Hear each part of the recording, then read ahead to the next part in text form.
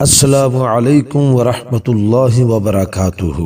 شروع اللہ کے نام سے جو بڑا مہربان اور نہایت رحم کرنے والا ہے، اور لا تعداد درود و سلام خاتم الانبیاء حضرت محمد صلی اللہ علیہ وآلہ وسلم پر۔ میرے دوستو، اگر آپ ہمارے چینل پر نئے ہیں تو ہمارے چینل کو سبسکرائب کر دیں اور بیل نوٹیفیکیشن پر کلک کر دیں تاکہ ہر نئی آنے والی ویڈیو کا نوٹیفیکیشن بر وقت آپ کو مل سکے۔ میرے دوستو، علماء کرام ارشاد فرماتے ہیں کہ اگر آپ شراب کے عادی ہیں تو حضرت عمر رضی اللہ تعالی عنہ کا یہ خط پڑھیں، انشاءاللہ آپ کی عادت چھوٹ جائے گی۔ ایک عجیب واقعہ ہے۔ حضرت یزید ابن عاصم رحمۃ اللہ علیہ کہتے ہیں، شام کا ایک آدمی بہت طاقتور اور خوب لڑائی کرنے والا تھا۔ وہ حضرت عمر رضی اللہ تعالی عنہ کی خدمت میں آیا کرتا تھا۔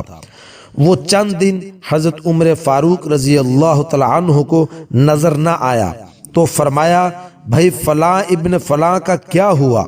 لوگوں نے کہا، اے امیر المومنین، اس نے شراب پینا شروع کر دی ہے اور مسلسل پی رہا ہے۔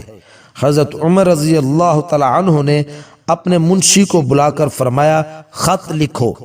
یہ خط عمر بن خطاب رضی اللہ تعالی عنہ کی طرف سے فلاں بن فلاں کے نام، سلام علیکہ، میں تمہارے سامنے اس اللہ کی تعریف کرتا ہوں جس کے سوا کوئی معبود نہیں، جو گناہوں کو معاف کرنے والا، توبہ قبول کرنے والا، سخت سزا دینے والا اور بڑا انعام اور احسان کرنے والا ہے۔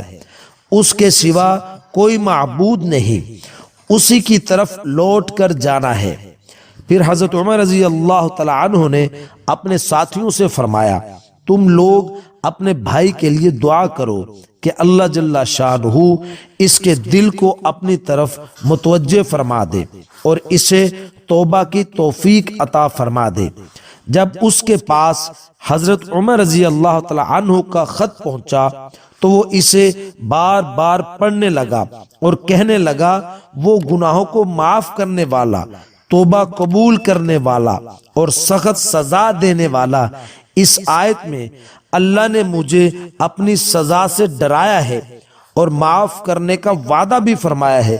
ابو نعیم کی روایت میں مزید یہ بھی ہے کہ وہ اسے بار بار پڑھتا رہا، پھر رونے لگا، پھر اس نے شراب پینی چھوڑ دی اور مکمل طور پر چھوڑ دی۔